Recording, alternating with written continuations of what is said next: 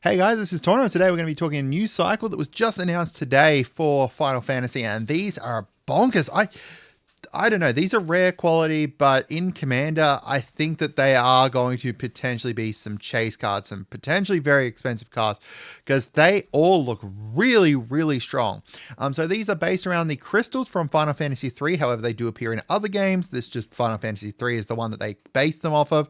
Each is quite strong, and they kind of took a few different mechanics that we've seen before and different things and kind of combine them together to make some really decent cards, in my opinion. Maybe I'm wrong, and maybe you guys, will disagree with me, but I honestly think that these are pretty crazy strong.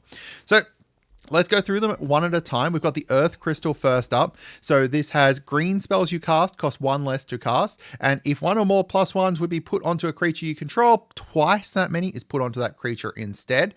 And then you can pay 6, tap it to distribute 2 +1/+1 counters among 1 or 2 target creatures you control. Keep in mind those would be doubled, so it would technically be, 2 among 2 on each of them, or 4 onto one of them. Yeah. Personally, most of them you're going to ignore this kind of tap mechanic. They're not too bad, but some of them are not great. But at least on the Earth one, just these 2 top parts here, it looks like, you're combining essentially an Earth Medallion, which reduces your green spells by 1, which costs 2, and then a green, like a branching evolution, combining them together. So together, those 2 would cost you 5 to get out, and obviously would take up 2 deck slots. But with the Earth Crystal, you can combine them together, get them out, as long as you're able to have 2 green pips, which I don't think is unusual, you're able to get this out pretty early on. I think that, there's potential for you to be able to get it out turn 2, maybe 3, like pretty easily. And yeah, the cost reduction is really good. Like looking at commanders, you could potentially run this in. Hakbal, really great. Any kind of commander that is using +1/+1 counters and is in green, like has green within their color identity, is going to go bonkers with this. Hakbal already has branching evolution in the pre-con, but doubling these +1s that you're putting on exploring things. Shelai and Hala goes really great with this because you're going to double them and then deal the additional damage there. We got Voja, Jaws of the Conclave. It's going to go straight into my Voja deck, especially because Voja is a very green-centric deck, right? If you're in a deck that's like, more red-centric, but does have green within the mana cost, like you may not want to, but if you've got like a green-centric deck like Voja does because it's mostly elves and stuff, then reducing your green spells by 1 is really, really bonkers great. Like I would not put one of the green medallions, the emerald medallion, into my Voja deck, but I would definitely put in like a branching evolution. So yeah, great. And the Magus Lucia Kane as well. Like, first of all, her +1/+1 that she puts on at the beginning of combat gets doubled, but then all of her X spells when you're casting stuff for X, and it's coming in with say 10 +1/+1s, that's down 20 +1s. It's crazy. Anything that you're using, like, a branching evolution in will be great there. The Fire Crystal, I think, is potentially one of the weaker ones, but still relatively strong because you're still combining 2 mechanics that you really want within red, within, a bunch of red decks. So you've got red spells you cast, cost 1 less to cast. Great.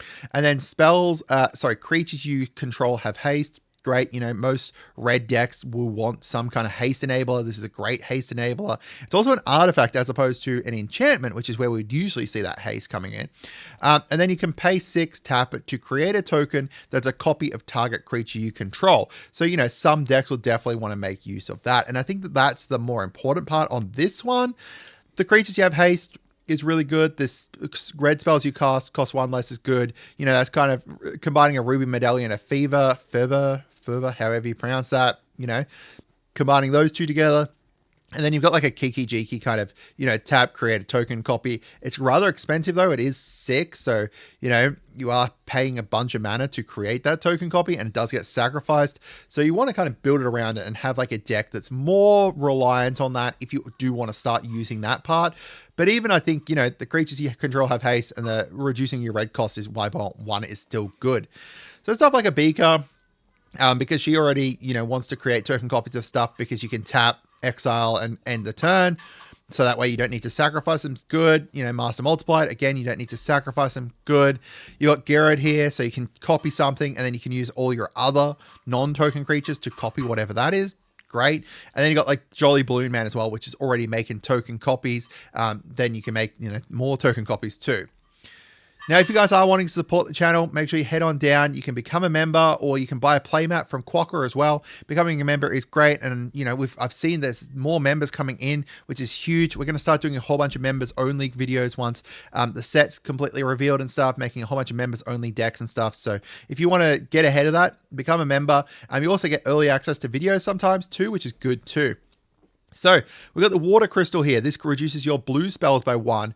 And this part here is a more unique mechanic. I don't think there's really been much that has done this part, which is if an opponent would mill 1 or more cards, they mill that many plus 4 instead. That is really strong, right? Like we've had stuff that doubles the amount that people mill and stuff, but this makes it so that if they mill just 1 card, they're now milling 5 cards.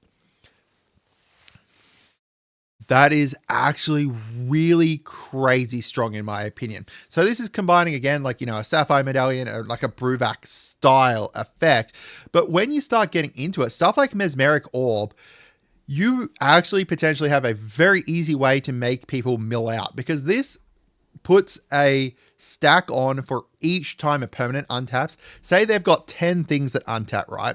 I don't think that's, you know, out of the realm of possibilities. They have 10 things that untap.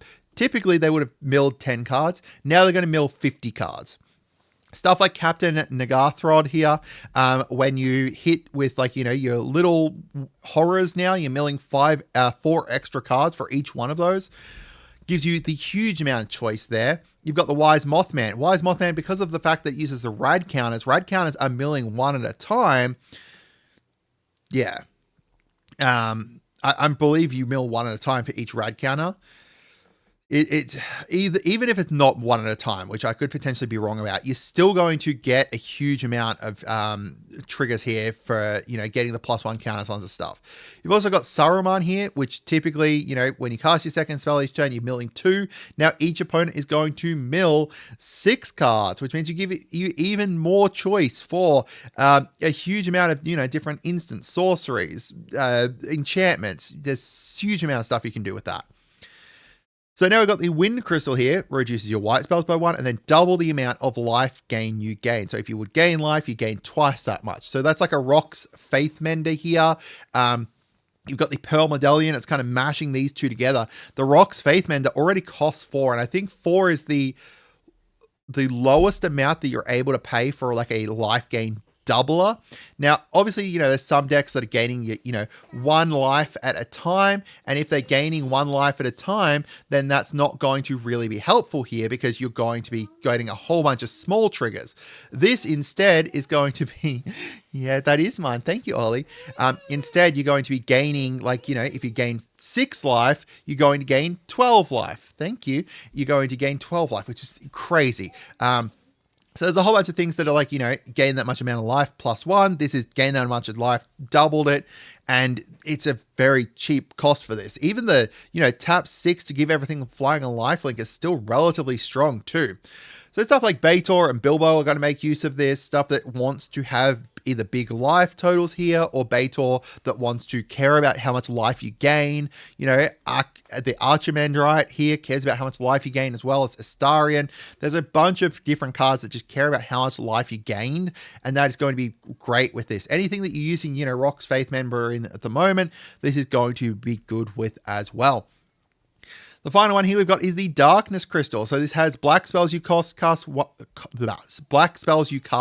less to cast, and if a non-token creature an opponent controls would die, instead exile it and you gain 2 life. You can then pay 6 to tap it to put one of those cards exiled under it back onto the battlefield tapped under your control with 2 additional +1s onto it. So this is kind of combining like a Jet Medallion and a Dorothy Voidwalker there. Kind of the Dorothy Voidwalker. It's similar, but not exactly. There's not exactly a very great kind of analogy for what the second part and the third part does here, but Dorothy's kind of the closest you can get there. So decks like Vren the Relentless or Umbrus will really care about this stuff that wants either stuff to be exiled, or like Vren cares about things being exiled as well. So typically, you know, while Vren does exile things himself, stuff like the Darkness Crystal, you can use that replacement effect instead. It will exile it, and then you can bring it back. However, Vren just cares about how many creatures your opponents controlled that were exiled, does not care if they were exiled via himself or other mechanics. So it will still trigger and still get you those rats. So great card to work in using your Vren deck. You know, there's going to be other commanders, but I wanted to highlight these kind of things as well, which is Zerda the Dawnwaker, that reduces the cost of the activated ability, because, you know, 6 to bring something out is rather expensive, but if you can use stuff like Zerda, or you could use Redshift, obviously, you know, the Darkness Crystal can't go into a Redshift commander deck, but if it was like, you know, a Jund commander deck, then you can. Ways to be able to create, you know, mana to use activated abilities or reduce the cost of activated abilities is good. These will work really well with the Darkness Crystal, because the Darkness Crystal is one that I think you do care more about the third ability here. The life gain is still good though. I think, you know, all of this card's great. Like, all of these cards are just really bonkers great. I don't know if, you know, maybe I'm crazy. Maybe you guys will disagree with me because they're artifacts and they can get removed or whatever. But I think that, you know, like, Wind Crystal's really good. I think that the Water Crystal is probably the strongest of all of them in like a mill-based deck. Fire Crystal, I think, is probably the weakest of them all. But all of them are just really, really bonkers strong. You know, let me know what you guys think. Apologies again about my son in the background there. You want to come show me my Summer of Magic card. Have a great day and goodbye.